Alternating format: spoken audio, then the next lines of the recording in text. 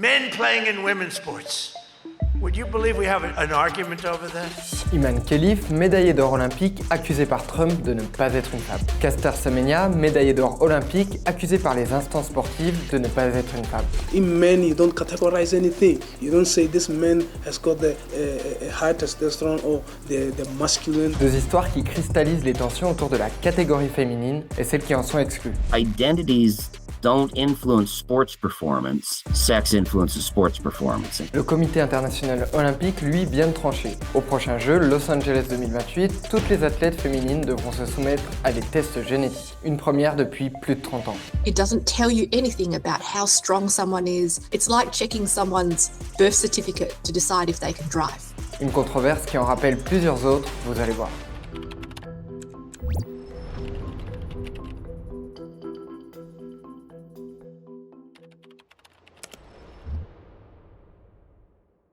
« 1936, Berlin. Hélène Stephens, coureuse américaine, franchit la ligne d'arrivée du 100 mètres juste devant sa rivale polonaise et décroche la médaille d'or. Mais elle a à peine le temps de célébrer sa victoire que son triomphe bascule vers le scandale. Les médias polonais l'accusent d'être en fait un homme qui se serait fait passer pour femme. Comme aucun test officiel n'existe réellement à l'époque, le comité olympique procède à une inspection des organes génitaux de Stephens. Cet examen confirme qu'elle a des organes génitaux externes féminins. L'indicateur clé, je pense, était la performance. C'était toujours les femmes performantes qui ont mis en question la binarité qui était primordiale pour ces dirigeants sportifs. Quand les Jeux Olympiques reviennent dans leur forme moderne en 1896, l'inclusion de sportives féminines n'est même pas une question. Il faut attendre 1900 pour les premières épreuves auxquelles les femmes peuvent concourir. Mais certains sports, comme l'athlétisme, restent des sujets tabous jusqu'à la fin des années 1920. Au départ, la crainte n'est pas forcément que des hommes participent aux épreuves féminines, mais plutôt que le sport entre guillemets masculinise les athlètes et leur enlève leur féminité. Il y avait toujours une sorte d'hésitation vers l'inclusion des femmes et le compromis, en effet, c'était d'accepter des femmes, mais dans la mesure qu'elles ne mettaient pas en question la binarité des sexes. Dès cette époque, les instances sportives optent pour des catégories séparées, une masculine et une féminine. The 11th Olympiad was to be held in Berlin, hosted by a man whom the entire globe had good reason to fear, Adolf Hitler. L'histoire la plus instrumentalisée des Jeux de 1936 reste celle de Hermann Rajen. Il a concouru en saut en hauteur dans la catégorie féminine. Après la Seconde Guerre mondiale, les médias racontent le récit d'un homme déguisé en femme qui aurait été envoyé par les nazis dans le but de tricher. Un narratif qui plus tard s'est avéré être faux. Hermann Rajen était en fait intersexe, il l'a découvert à la puberté et a vécu dans la peur et la honte les années suivantes. Alors, une personne intersexe est un individu né avec des caractéristiques sexuelles telles que l'anatomie sexuelle, les organes reproducteurs, le fonctionnement hormonal ou le modèle chromosomique qui ne correspondent pas aux définitions classiques de la masculinité ou de la féminité. Les experts estiment que jusqu'à 1,7% de la population naît avec des caractéristiques intersexuelles. À la fin des années 1930, les nazis eux-mêmes s'emparent du sujet, notamment avec Karl Ritter von Alt, membre du Comité international olympique et affilié au parti nazi, qui va suggérer à la Fédération internationale d'athlétisme d'instaurer une nouvelle politique qui exigerait que toutes les athlètes féminines prouvent leur sexe. Après la Seconde Guerre mondiale, lors des Jeux Olympiques de Londres, une étape est franchie. Pour la première fois, les femmes doivent présenter un certificat médical attestant de leur sexe pour participer. Pendant la guerre froide qui oppose le bloc de l'Ouest mené par les États-Unis et le bloc de l'Est avec l'URSS, les craintes de tricherie atteignent un paroxysme. Des médias américains surnomment par exemple les sœurs ukrainiennes Irina et Tamara Press, qui représentent l'URSS, les frères Press, et ils les accusent de falsifier leur certificat. When they then said, we are going to do sex verification testing, they dropped out of world competition, leading to speculation that perhaps they were actually males, unverified. D'ailleurs, il faut préciser que ces certificats, même s'ils étaient exigés, ils ne sont pas pour autant un test de genre ou de sexe standardisé ou reconnu internationalement. Mais tout ça va justement basculer en 1966. La Fédération internationale d'athlétisme décide de soumettre les athlètes féminines à un examen visuel des organes génitaux et des caractéristiques sexuelles. Des défilés de femmes nues sont aussi organisés. Et voici comment Maren Sidler, lanceuse de poids américaine, raconte ses examens. Ils nous ont alignés à l'extérieur d'une pièce où 3 médecins étaient assis derrière des bureaux. Fallait entrer, remonter son t-shirt et baisser son pantalon. Ensuite, ils se contentaient de regarder pendant qu'on attendait qu'ils se concertent pour décider si on était apte. Je me souviens d'une sprinteuse, une petite fille toute maigre, qui est sortie en secouant la tête et en disant « Bon, j'ai échoué, je n'avais pas cette poitrine. Ils disent que je ne peux pas courir et que je dois rentrer chez moi parce que je ne suis pas assez costaud. » Aux Jeux du Commonwealth, en 1966, des athlètes féminines doivent même subir un examen gynécologique de palpation. De plus en plus d'athlètes dénoncent ces procédures comme invasives et injustes. Les instances sportives doivent trouver autre chose, mais quoi ?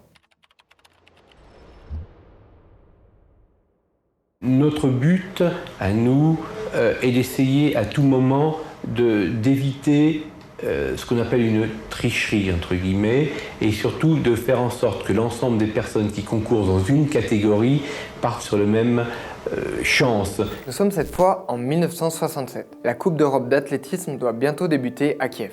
L'année précédente, Ewa Klobukowska, sprinteuse polonaise, a remporté la médaille d'or sur le 100 mètres et le 4x100 mètres au championnat d'Europe. Jusqu'ici, les examens visuels l'avaient autorisée à participer en catégorie féminine. Mais cette année, rien ne va se passer comme prévu. En fait, la sprinteuse doit se soumettre à un tout nouveau test, un dépistage génétique obligatoire pour toutes les athlètes. Ce test, il est jugé négatif et elle est écartée de la compétition. Après la Fédération d'athlétisme, c'est le CIO qui adopte également ces tests génétiques dès 1968 pour les Jeux Olympiques d'hiver à Grenoble et ceux d'été à Mexico. Contrairement aux examens physiques, ces nouveaux tests s'intéressent aux chromosomes. Vous vous souvenez des cours de SVT ? Dans nos cellules, on trouve donc nos chromosomes. Ils vont le plus souvent par paire et renferment notre ADN. Le nouveau test s'appuie notamment sur les découvertes de ce biologiste canadien, Murray Barr. It was as you say, a Barr body test. Specifically, it tested for the presence of 2 X chromosomes, which normally you find only in females. Pour résumer, on prélève des cellules dans la bouche et on recherche la présence ou non d'une sorte de masse condensée qu'on appelle la chromatine sexuelle ou corpuscule de Barr. Cette masse indique la présence des chromosomes XX.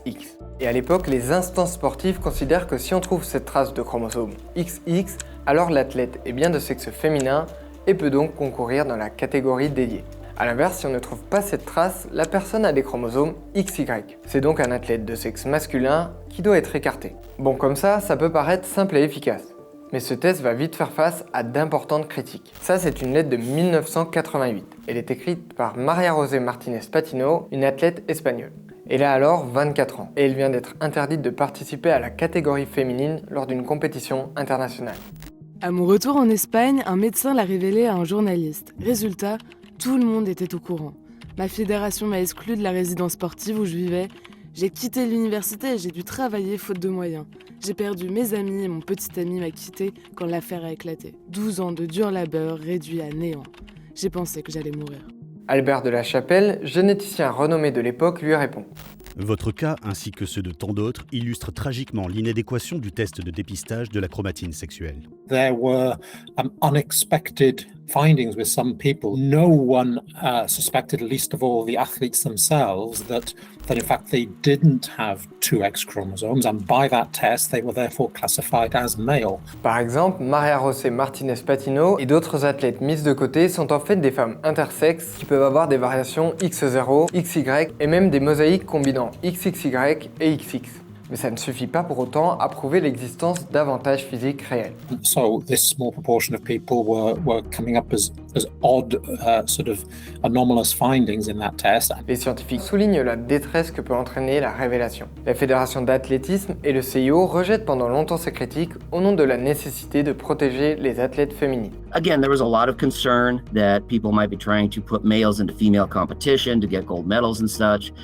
But it seemed to work quite well. But there was an increased awareness of disorders of sex development. D'ailleurs, précisons que pour qualifier les personnes intersexes, certains scientifiques parlent plutôt de variation du développement sexuel, ou l'acronyme DSD en anglais. La controverse s'intensifie et de plus en plus de médecins et de scientifiques critiquent le test. Même Murray Barr, qui avait découvert la chromatine sexuelle à l'origine du test, juge cette utilisation inappropriée car ne suffisant pas à déterminer la nature féminine ou masculine de l'individu dans son ensemble. 1992. Les 2 instances sportives finissent par abandonner définitivement le test de Barr obligatoire. Mais nous sommes à l'aube d'un nouveau retournement.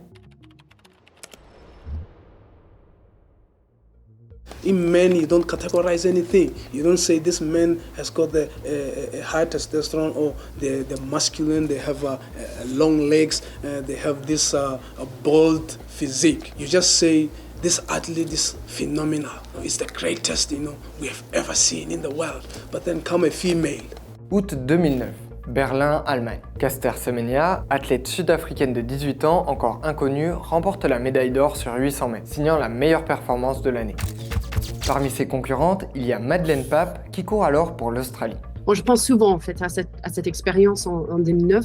C'était vraiment très facile de suivre les avis des gens autour de moi qui étaient très clairement contre la participation de cette jeune femme. Ses résultats ainsi que son apparence suscitent des soupçons qui vont se concrétiser en tests de vérification de sexe par un groupe d'experts imposé par la Fédération internationale d'athlétisme. Ce groupe révèle que Caster Semenya présente une variation du développement sexuel, donc le DSD, et un taux de testostérone supérieur à la moyenne des femmes. Et c'est justement ces taux de testostérone élevés que la fédération va lui reprocher. Caster Semenya refuse l'étiquette d'intersexuée. Elle se décrit comme une femme différente.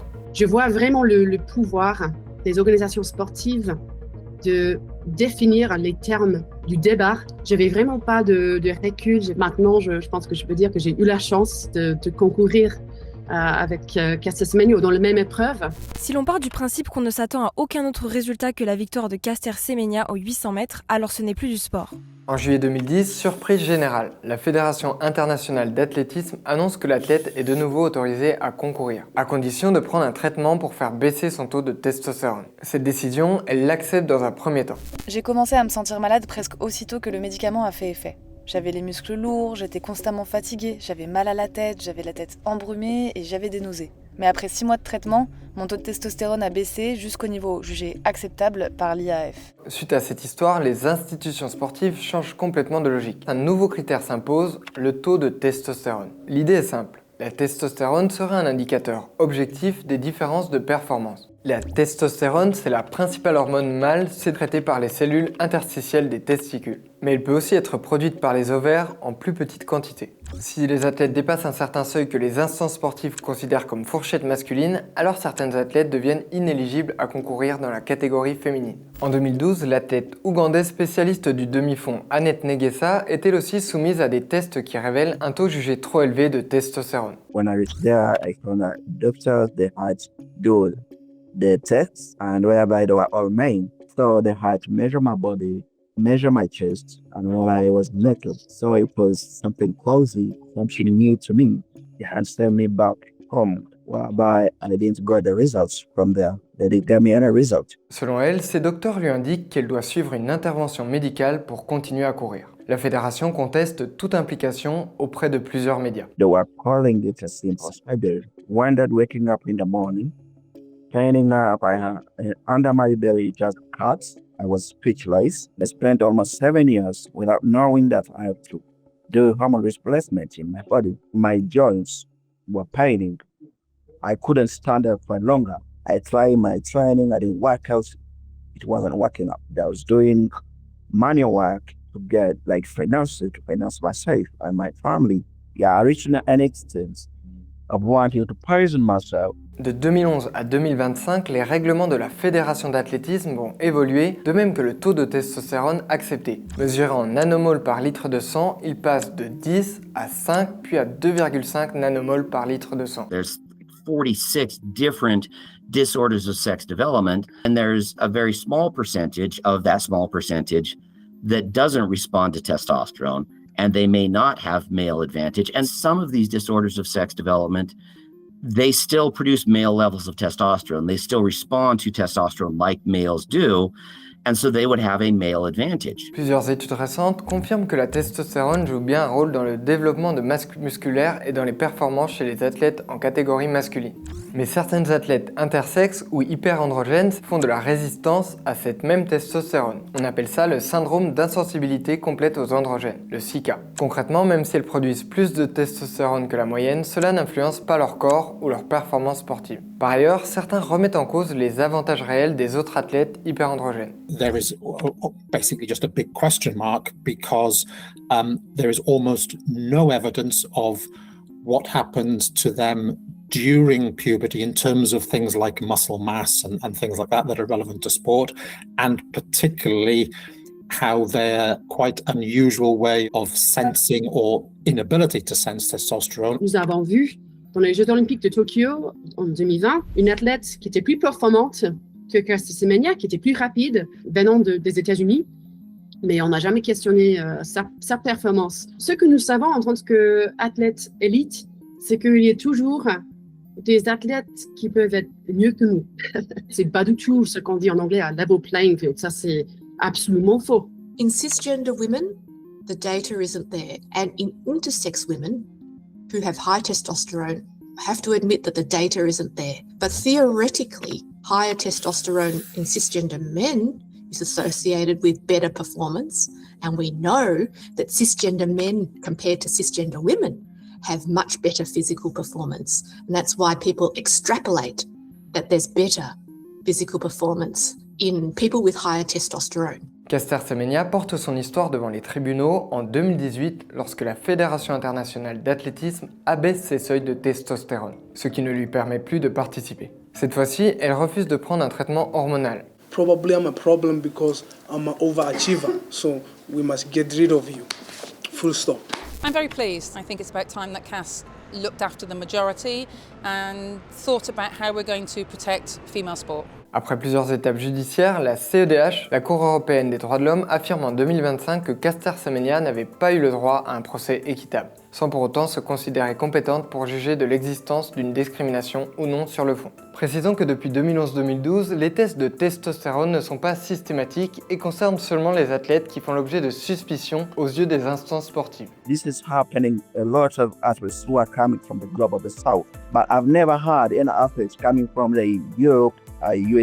No, these are problems that which athletes from the global South are the ones who are suffering the lot. Face à ces difficultés, le CIO change complètement d'approche en 2021. Les règles universelles comme les seuils de testostérone sont abandonnées. Seul un cadre de grands principes est donné. Aucun athlète ne doit être exclu uniquement à cause de son genre ou de variations sexuelles. Et chaque sport doit définir ses propres règles en fonction de ses spécificités. For instance, World Rugby said that if you've undergone male puberty, you can't compete in the female category. Even if you suppress testosterone surgery or anything else, still couldn't be in the female category. World Athletics went with, if you've experienced male puberty, you can't participate. Or there was a group of us from around the world who wrote our paper stating that the IOC framework wasn't correct. 3 ans plus tard, l'affaire Iman Khelif montre la conséquence directe. Faute de cadre clair, les controverses continuent à affecter des cas individuels. La boxeuse algérienne peut participer au JO de 2024, mais en 2025, elle ne s'inscrit pas au championnat du monde.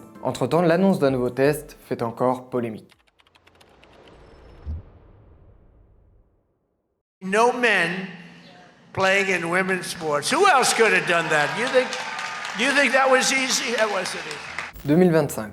World Athletic et World Boxing, les fédérations internationales d'athlétisme et de boxe, annoncent que les tests redeviennent systématiques et obligatoires. Fini les seuils de testostérone, les fédérations passent à une autre technique, le dépistage du gène SRY. En 2026, c'est au tour du Comité international olympique de rendre ce test obligatoire. At the Olympic Games, as you know, the smallest little bit of an advantage can be what makes you a gold medalist or not. And for me, that comes back down to protecting the field of play and to having that field of play being safe and equal for all. And I feel that's what this policy does. En fait, ce test n'est pas vraiment nouveau. Il faisait partie de ceux qui ont remplacé le test de barre avant les Jeux Olympiques d'hiver de 1992 à Albertville. Et il avait été abandonné au bout de quelques années. Comme le test de barre, ce nouveau test est un test génétique. Il peut se baser sur un prélèvement dans la bouche ou sur une goutte de sang. Mais cette fois, on regarde le chromosome Y et on cherche à voir s'il contient ou non un gène qu'on appelle SRY. Ce gène SRY, c'est lui qui initie généralement le développement des testicules, la puberté masculine et une production de testostérone plus importante. Ce test, il s'appuie sur les recommandations de certains scientifiques. Whether you're looking at 100 meter to marathon performance, typically you're about 10 to 15% faster in the males than in the females. If we look at swimming, it's about 10 to 15% faster for males than females. Females should compete against females because of the male athletic advantages. And that's how kind of as a large group of us, there's about 36 of us that came together and said, well, SRY testing looks like the best possible way. It's not expensive though. It's like 99.99% accurate. Ces nouvelles réglementations sont par exemple saluées par Rem Al Salem, rapporteuse spéciale des Nations Unies sur la violence à l'égard des femmes et des filles.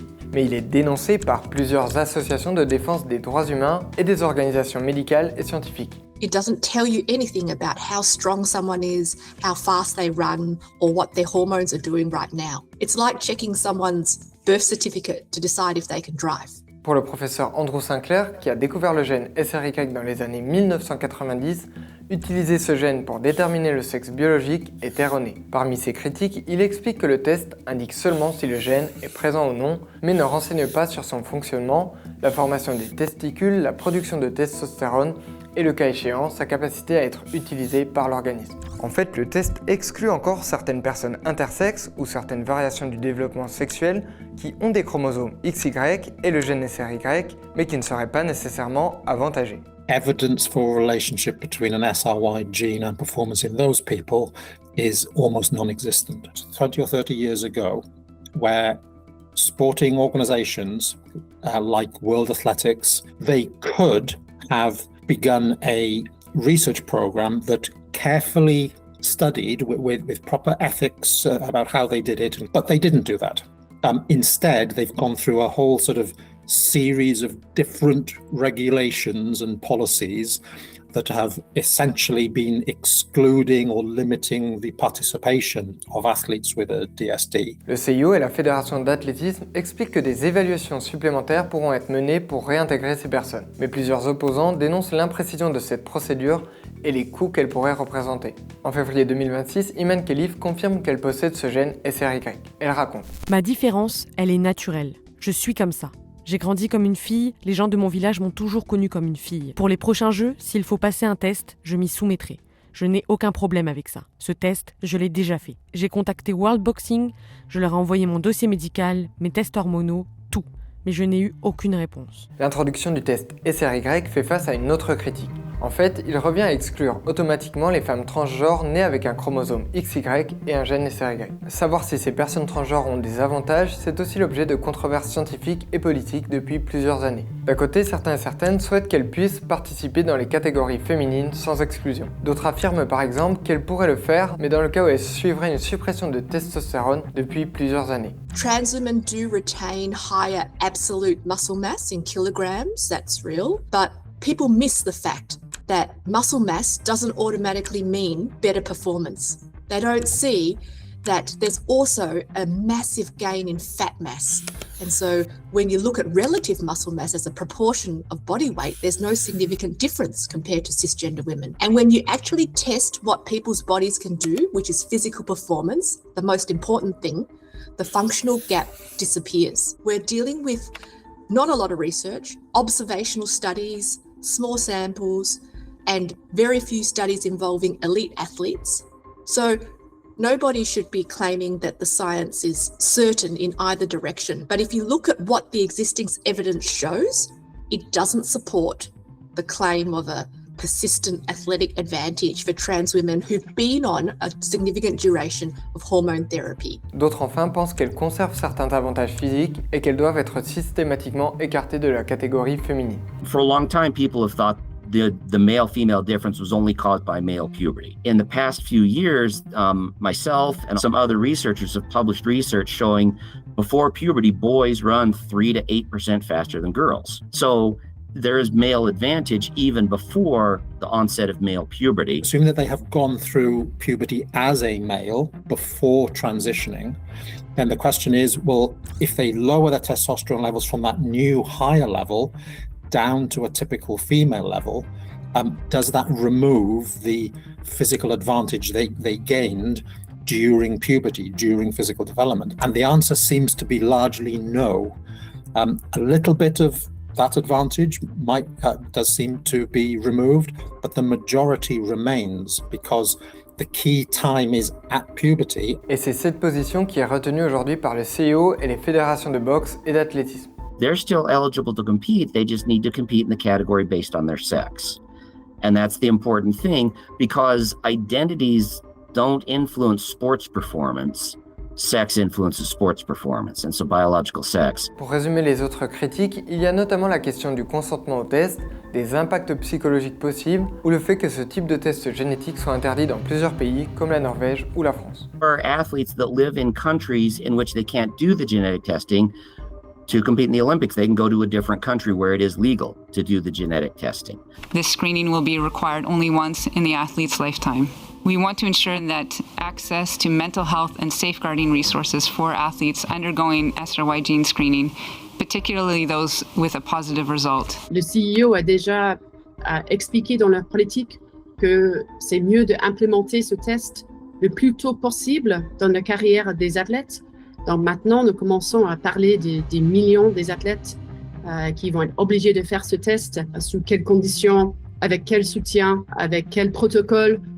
Ça, c'est hors du contrôle des organisations comme le CEO ou World Athletics, tout simplement. If we care about performance advantage, then we need to measure performance relevant parameters, not chromosome or a single muscle marker or a single hormone level. We need good data measuring the things that matter, and policy built on this fear of a marginalized group isn't good policy. It's just fear with a scientific veneer. J'espère que cet épisode vous aura intéressé. Bien sûr, on vous met toutes nos sources dans un document sous la vidéo. Alors on a vu des centaines d'articles de sciences sociales, de sciences du sport, de sciences médicales sur ce sujet. Alors si on a oublié des choses, n'hésitez pas à l'ajouter en commentaire. Un grand merci à Inès pour son travail journalistique et à Amandine, Audrey et toutes les autres équipes de Brut qui ont également participé à cet épisode. Et on se dit à très vite pour une prochaine vidéo.